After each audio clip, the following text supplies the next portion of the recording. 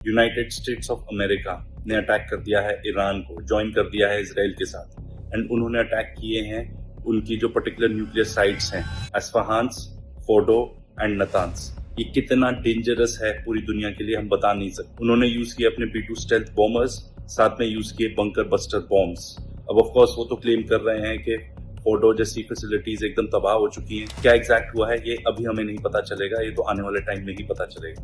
पर एक चीज तो बहुत क्लियर है, ये इतना रेकलेस है, इतना डेंजरस है वर्ल्ड पीस के लिए। क्या रेडियो एक्टिविटी लीकेज हुई है वहां पे ये भी हम नहीं जानते। ये इतना रेकलेस, इतना डेंजरस है, टोटली इलीगल। जो उसने स्टेटमेंट भी दिया है ट्रंप ने, उसने कहीं ये नहीं बोला कि Iran was posing a threat to United States of America. उसने बोला इजराइल, बोला कि कुछ लोगों को मार दिया मिडिल ईस्ट में।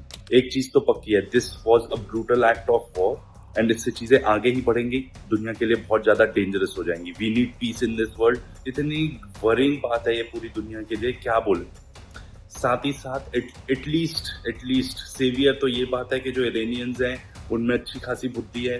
वो ऑलरेडी एक्सपेक्ट कर रहे थे ये अटैक्स, उन्होंने स्टेटमेंट में बताया है और कहा है कि जितना भी की मटेरियल था वो ऑलरेडी हमने रिमूव कर दिया था साइट से। तो अब आप देख लो कौन यहाँ जाहिल जानवर, कौन पूरी दुनिया तबाह करने में लगा है, ठीक है ना, और कौन यहाँ पे थोड़ा सेंसिबली सोच। इन्होंने दिखा दी अपनी औकात। ये लोग जाके कुछ भी कर सकते हैं बस इसीलिए ताकि ये लोग अल्फा बने रहें।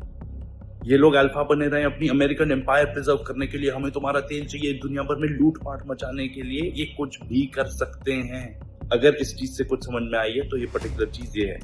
अब एस्केलेट तो होगी ये पीस आप जितना भी बोलते रहो आप ढोंगी हो, ठीक है ना, आप एक नंबर के झूठे हो। तुम लोग पीस बोलते रहोगे, तुम वो चाहते नहीं हो। तुम वर्ल्ड डोमिनेशन चाहते हो, दूसरों को लूट पाटना चाहते हो, बस यही आता है तुम लोगों को। अब नेक्स्ट क्या होगा? ईरान ऑफ कोर्स रिस्पॉन्ड करेगा। यूएस तो फुली इन्वॉल्व है ही है इस पूरे वॉर में।